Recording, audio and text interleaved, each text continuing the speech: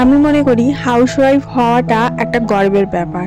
তার কারণ হচ্ছে যারা জব করে সেই সব মহিলারা এটা ভেবে খুশি হয় যে তারা আর্ন করছে, ঘরের টাকা ইনকাম করে নিয়ে আসছে। তো আমরাও এটা ভেবে খুশি হব যে আমরা হাউসওয়াইফ আমাদের ইনকাম করে আনার টাকাটাকে সুন্দরভাবে সাজিয়ে ওই টাকার মধ্যে ঘরটাকে সামলাচ্ছি এবং তারপরে সেই টাকা বাঁচিয়েও নিজেদের শখ আহ্লাদ পূরণ করছি। আর বাকি দেখতে গেলে যারা জব করে বাইরে গিয়ে তাদেরকেও ঘরে রান্না করতে হয় এবং যারা আমরা হাউসওয়াইফ তাদেরকেও ঘরে রান্না করতে হয়। ফারাক এটাই যে তারা বাইরে যায় সাজগোজ করে এবং আমরা ঘরে থাকি। তো ঘরে যখন থাকি তখন একটু সাজগোজ করেও থাকতে পারি আমরা। আর বাইরে যারা যায় তারা একটু স্কিন কেয়ার করে, বাইরে চারটে লোকের সাথে মেশে কথা বলে।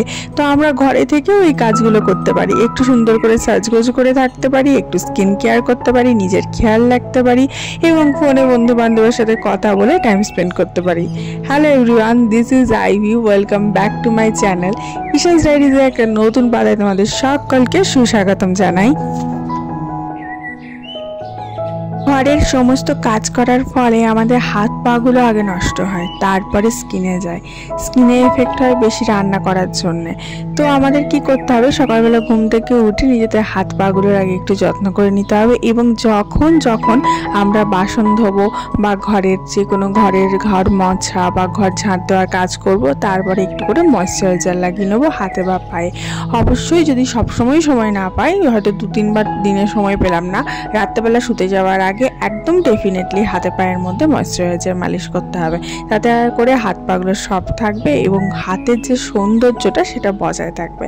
আমার মনে আছে আমার বিয়ের পর যখন আমার হাজব্যান্ডের সাথে এক বৌদির বাড়িতে নেমন্তন্ন খেতে যাই, সেই বৌদি বলেছিল আমার বরকে যে দেখো ওর হাতগুলো যেন এখন যেমন রয়েছে ভবিষ্যতেও যেন সেরকমই সুন্দর থাকে। তখন বুঝিনি তার মর্মটা, এখন সেটা বুঝতে পারি। কারণ দীর্ঘদিন ধরে কাপড় কাচা এবং বাসন মাজার ফলে আমাদের হাতগুলো একটু একটু করে নষ্ট হতে থাকে, হাতের নখগুলো আস্তে আস্তে নষ্ট হতে থাকে, পায়ের নখগুলো নষ্ট হতে থাকে এবং সৌন্দর্যটা আস্তে আস্তে হারিয়ে যায়। যেমন আমাদের মাদের ক্ষেত্রে আমরা দেখেছি, একটা সময় আমার মায়ের ভীষণ সুন্দর সুন্দর নখ ছিল, হাত আর পায়ের আঙুলগুলো দেখতেও সুন্দর ছিল। আস্তে আস্তে সংসারের চাপ এবং নিজের খেয়াল না রাখার জন্য সেগুলো কোনো অতলে হারিয়ে গেছে। আমরা সেগুলো আমাদের এই জেনারেশন সেটা কখনোই ফলো করব না। ঘরে কাজ করব কিন্তু তার সাথে সাথে নিজেদের যত্নটা করারও সময় বার করে নেব।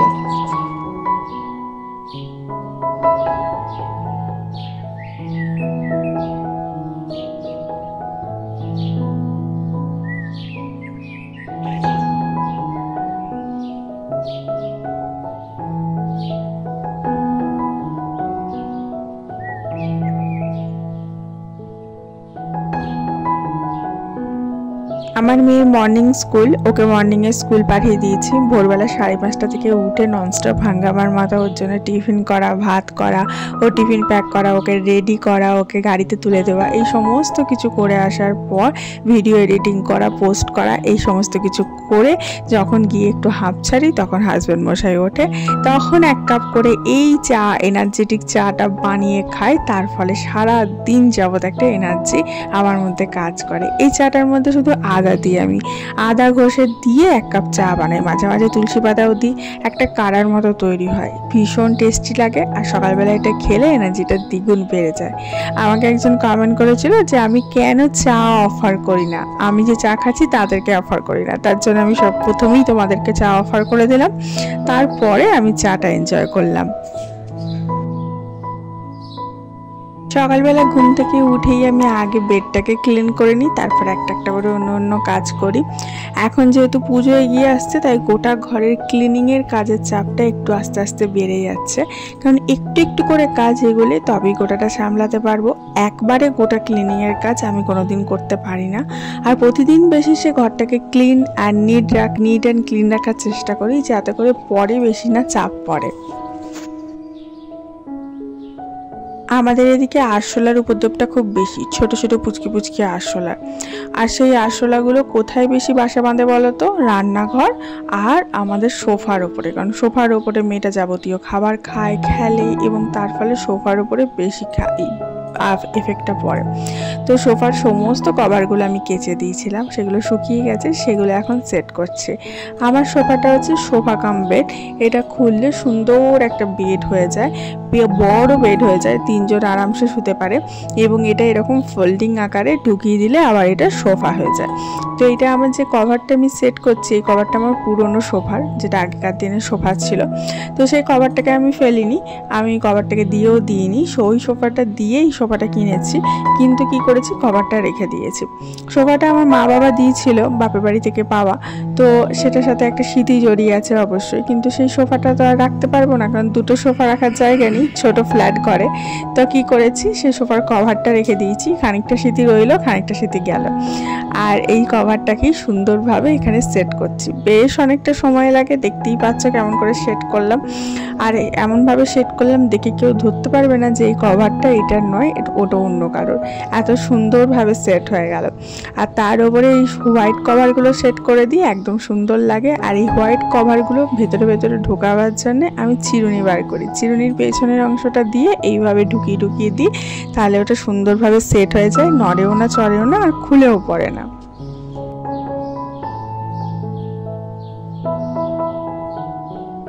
কিছু কিছু জিনিসে এমন ঝুল জমে যায় যে দেখে বোঝাও যায় না, অথচ পরিষ্কার না করলে সেটা বেড়ে বেড়ে একটা বড় আকার ধারণ করে। যেমন এই স্ট্যান্ডটা, এর উপরে আমি কখনো কখনো গাছ রাখি, কখনো কখনো আমার মেয়ের ব্যাগটা রাখা থাকে। এটা ব্ল্যাক ইজ কালার, ওই জন্য ঝুলটাকে বোঝাই যায় না যে ঝুল জমেছে। হঠাৎ করে আজকে দেখছি প্রচুর ঝুল জমে গেছে, তাই প্রথমে ঝাঁটা দিয়ে ঝেড়ে নিলাম, তারপরে একটা শুকনো কাপড় দিয়ে মুছে দিলাম, কারণ জল লাগালে এগুলোতে জং ধরে যাবে, নষ্ট হয়ে যাবে। তার জন্য খুব একটা ভিজে কাপড় বা জল আমি ইউজ করিনি, শুকনো কাপড় দিয়ে এটা ঝেড়ে দিলাম, পরিষ্কার হয়ে গেল। এরপরে এটাকে রেখে দেবো।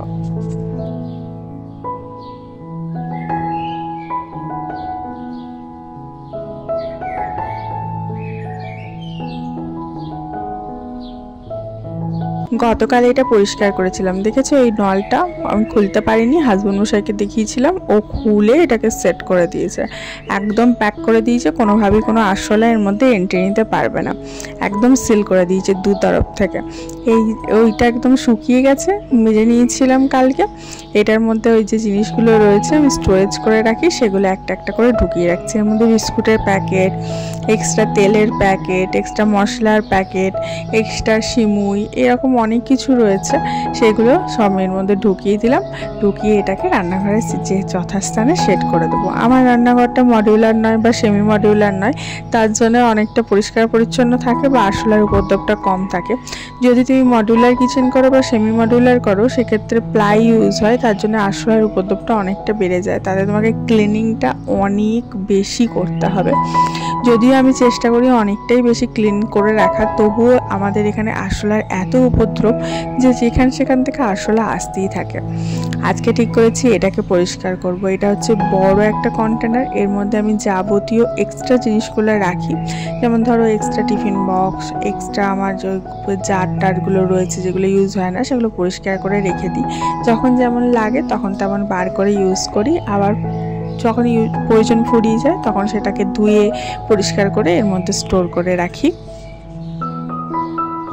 আমি এটা পরিষ্কার করে নিই, তা করতে করতে তুমি একটা লাইক করে দাও আমার ভিডিওতে।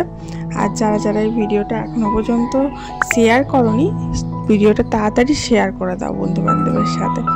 আশা করছি ভিডিওগুলো ভালো লাগছে, এবং যারা যারা এখনও পর্যন্ত সাবস্ক্রাইব করোনি চ্যানেলটাকে সাবস্ক্রাইব করে পাশে থাকা বেল আইকনটা ক্লিক করে দাও, তাহলে এরকম ভিডিও যখনই ছাড়বো তখনই দেখতে পাবে, আর আমার বড় ফ্যামিলির একজন মেম্বার হয়ে উঠবে।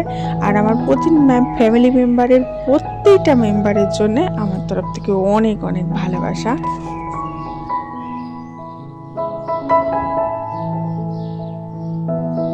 ছোটবেলায় দেখতাম যখনই দুর্গাপুজো আসতো তার আগে আমার মা এক একটা রুম ধরে এক একদিন পরিষ্কার করতো, অনেকটা চাপের ব্যাপার গোটা রুম একবারে পরিষ্কার করা।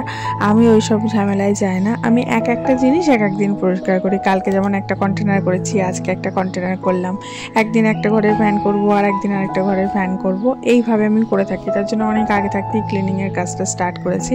আর এমনিতেও গোটা ঘরটা ক্লিন রাখতে আমি আর আমার হাজব্যান্ড দুজনেই খুব পছন্দ করি, তার জন্য আমার ঘরটা মোটামুটিভাবে খুব সুন্দর ক্লিন আর নিট আর ক্লিন থাকে।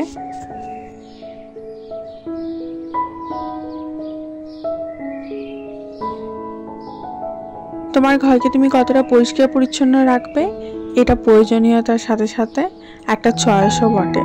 সবাই কিন্তু নিট অ্যান্ড ক্লিন রাখতে পারে না, কিন্তু সবারই উচিত নিজের ঘরটাকে পরিষ্কার পরিচ্ছন্ন রাখার, কারণ পরিষ্কার পরিচ্ছন্ন রাখলেই তবে কিন্তু ঘরে লক্ষ্মীর আগমন ঘটে।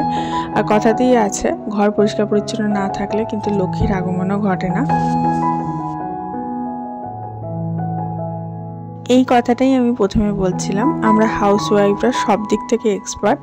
আমরা শুধু ঘরই সামলাই না, তার সাথে সাথে ঘর পরিষ্কার পরিচ্ছন্ন করার সাথে সাথে নিজেদেরও খেয়াল রাখতে জানি এবং নিজেরাও ভালো থাকতে জানি। এবং শুধু ঘর আর্ন করার দিক থেকেও এখন হাউসওয়াইফরা পিছপা হচ্ছে না, তারা এখন ঘরে বসে থেকেও বিভিন্ন উপায়ে আর্ন করতে পারছে। তার জন্যই বলছি, আমাদের হাউসওয়াইফ হওয়াটা কিন্তু কোনো দুর্বলতার পরিচয় নয়, এটা কিন্তু বিশাল বড় একটা গর্বের ব্যাপার, যেটা আমি বোধ করি। আর পড়াশোনা শিখেছো মানেই যে চাকরি করতে হবে সেরকম কোনো ব্যাপার নয়। পড়াশোনা শেখাটা এসেন্সিয়াল, শিক্ষিত হওয়াটা দরকার। ভালো মানুষ হওয়ার জন্য ভালো শিক্ষার প্রয়োজন। যারা ভালো শিক্ষা পায় না তারা কখনো ভালো মানুষ হতে পারে না। আর শিক্ষা পেয়েছো বলেই বা শিক্ষিত হয়েছে বলেই যে তোমাকে টাকা ইনকাম করতে হবে এরকমটা কোনো ব্যাপার নয়, সেটা চয়েসের ব্যাপার। তোমার চয়েস হলে তুমি টাকা ইনকাম করবে, তোমার চয়েস না হলে তুমি করবে না।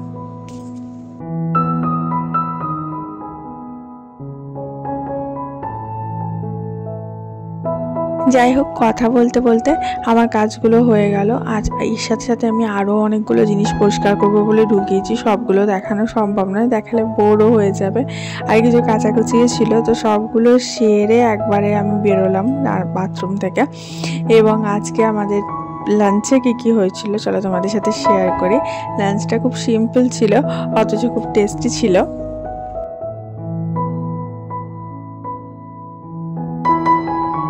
যেহেতু কাল ছুটি আছে মোহরমের, তার জন্য আজকে আমরা চিকেন রান্না করেছিলাম এবং চিকেনের লাল ঝোল হয়েছিল এবং তার সাথে ছিল আমার সব থেকে ফেভারিট গন্ধরাজ লেবু, লঙ্কা। আর ওই তরকারিটা রুটি দিয়ে দিয়েছিলাম, আমার মেয়েকে টিফিনে খায়নি, ফেরত নিয়ে এসছে। আর এদিকে রয়েছে ভাগলপুরি ল্যাংড়া আর দই। এই হচ্ছে আমাদের সিম্পল লাঞ্চের মেনু। তো চলো লাঞ্চটা করে নিই এবং দেখা হচ্ছে তোমাদের সাথে কালকে। ততক্ষণ পর্যন্ত সবাই ভালো থেকো, সুস্থ থেকো, অনেক অনেক হাসি খুশি থেকো এবং আজকে ছুটির দিনটা ভালোভাবে কাটাও। তাহলে আজ আসি, দেখা হচ্ছে কালকে।